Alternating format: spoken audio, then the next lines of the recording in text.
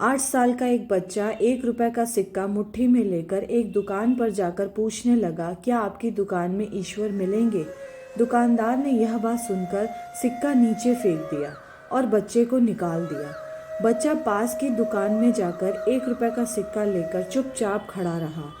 ए लड़के, 1 रुपए में तुम क्या चाहते हो? मुझे ईश्वर चाहिए। आपकी दुकान में है? दूसरे दुकानदार ने भी भगा दिया, लेकिन उस अबोध बालक ने हार नहीं मानी। एक दुकान से दूसरी दुकान से तीसरी, ऐसा करते करते कुल 40 दुकानों के चक्कर काटने के बाद एक बूढ़े दुकानदार के पास पहुंचा। उस बूढ़े दुकानदार ने पूछा, तुम ईश्वर को क्यों खरीदना चाहते हो? क्या करोगे ईश्वर लेकर? पहली बार एक दुकानदार के मुंह से यह प्रश्न सुनकर बच्चे के चेहरे पर आशा की किरण लहराई। लगता है इसी दुकान पर ही ईश्वर मिलेंगे। बच्चे ने बड़े उत्साह से उत्तर दिया, इस दुनिया में माँ के अलावा मेरा और कोई नहीं है। मेरी माँ दिन भर काम करके मेरे लिए खाना लाती है। मेरी माँ अब अस्पताल में है। अगर मेरी माँ मर गई तो मुझे कौन खिलाएगा? डॉक्टर ने कहा है कि अब सिर्फ ईश्वर ही तुम्हारी माँ को बचा सकते हैं। क्या आपकी दुकान में ईश्वर मिलेंगे? हाँ, मिलेंगे। कितने पैसे हैं? तुम्हारे पास सिर्फ 1 रुपए। कोई दिक्कत नहीं, 1 रुपए में ही ईश्वर मिल सकते हैं।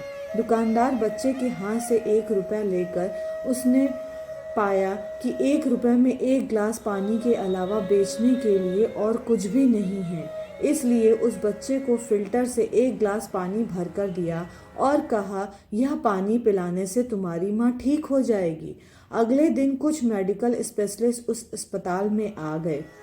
बच्चे की माँ का ऑपरेशन हुआ और बहुत जल्दी ही वह स्वस्थ हो उठी।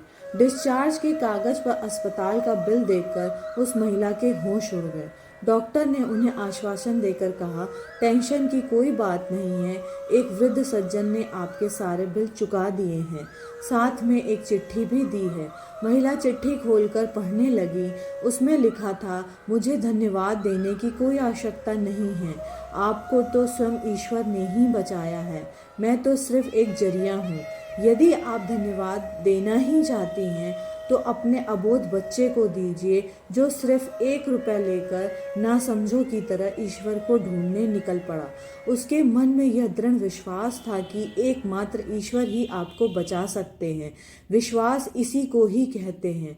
ईश्वर को ढूंढने के लिए करोड़ों रुपए दान करने की जरूरत नहीं होती। यदि मन में अटूट विश्वास हो तो 1 रुपया से भी ईश्वर मिल सकते हैं। धन्यवाद दोस्तों। कैसी लगी आपको यह कहानी? प्लीज़ मुझे